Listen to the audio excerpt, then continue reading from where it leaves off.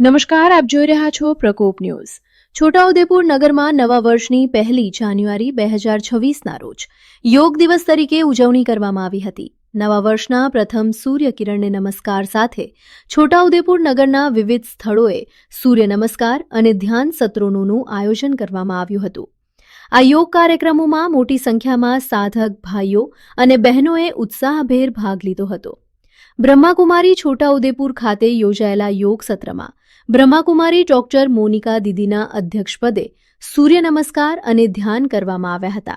આ કાર્યક્રમ ગુજરાત રાજ્ય યોગ બોર્ડના માર્ગદર્શન હેઠળ યોજાયો હતો, જેમાં યોગ તજજ્ઞો સાથે ઓનલાઈન જોડાયેલા ગુજરાત રાજ્ય યોગ બોર્ડના ચેરમેન, છોટાઉદેપુર જિલ્લાના યોગ કોર્ડિનેટર મનીષાબેન પારેખ તેમજ યોગ ટ્રેનર વણકર રાજુભાઈ ધનજીભાઈના માર્ગદર્શન હેઠળ તમામ ભાઈ બહેનો સૂર્ય નમસ્કારમાં જોડાયા હતા.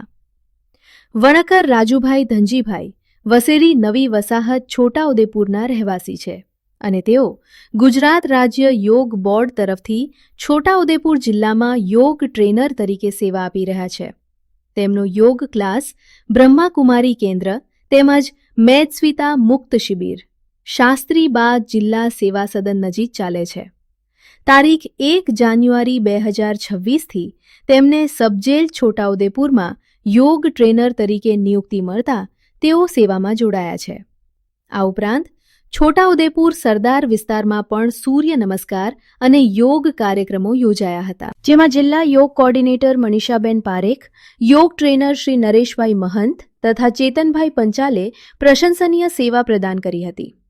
કાર્યક્રમ દરમિયાન યોગના મહત્વ પર ભાર મૂકતા જણાવાયું હતું કે યોગ દ્વારા શરીરના દરેક અંગોનો વ્યાયામ થાય છે, મનને શાંતિ મળે છે અને આત્માનું પરમાત્મા સાથે મિલન થાય છે.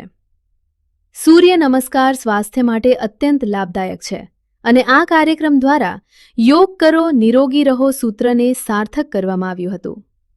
સંપાદન નટવરભાઈ નટુભાઈ પરમાર, છોટાઉદેપુર.